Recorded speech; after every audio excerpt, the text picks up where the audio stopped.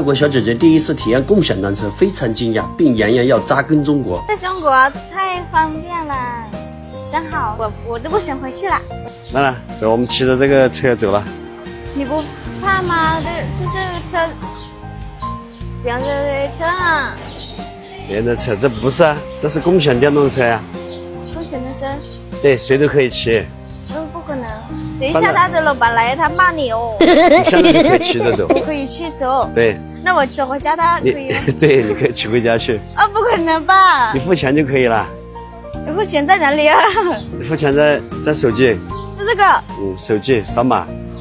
为什么要有很多在停在这里的？对啊。眼前的这位女孩娇娜娜，她竟然一个人从国外来中国找工作，工作没找到，钱花完了，迫不得已睡在了我家门口。我看她挺可怜的，所以才让她暂时住在我家吃饭。你坐这里吗？啊，没关系，你当成自己家哈。妈妈做了一些菜啊。不好吃，啥饭就知道了。这天没吃饭了，多吃点吧啊。来吃饭。啊，你先想一想好不好吃？那个是妈妈做的那个杨梅，你吃一点嘛。啊，没吃过你吃下，好吃啊。那想吃饭吗？好吃吗？你好好的吃这个。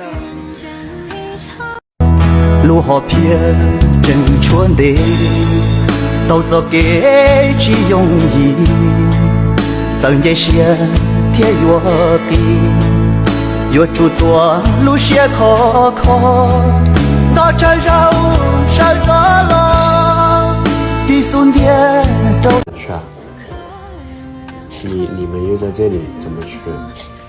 那就姐姐去一趟嘛。你说去一趟，你说那个费用我来出，好不好？你跟姐姐说一下。不要哭了，好吧，别哭。你看那个，他们都在哭了。你要不回去拿点纸巾吗？我觉得是。不哭了啊，你知道哭也解决不了问题了，啊，就因为哭也没用，现在就是我们就是首先把他人找到。别哭了，别哭了，啊。我就直接让他去了几个垃圾桶旁边，待了10多分钟还没走，于是我忍不住走向前去。你那个是什么东西啊？你给叔叔看一下。下雨了，走，还是回去吧啊，好不好？下大雨了，走。对，走回家。我的个妈！快点，在前面。下这个雨太大了。哇塞！你看下这么大的雨，你在那里，你捡这么多瓶子在干嘛呢？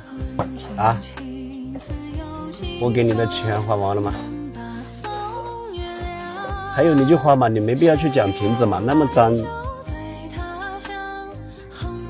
你干嘛不花呢？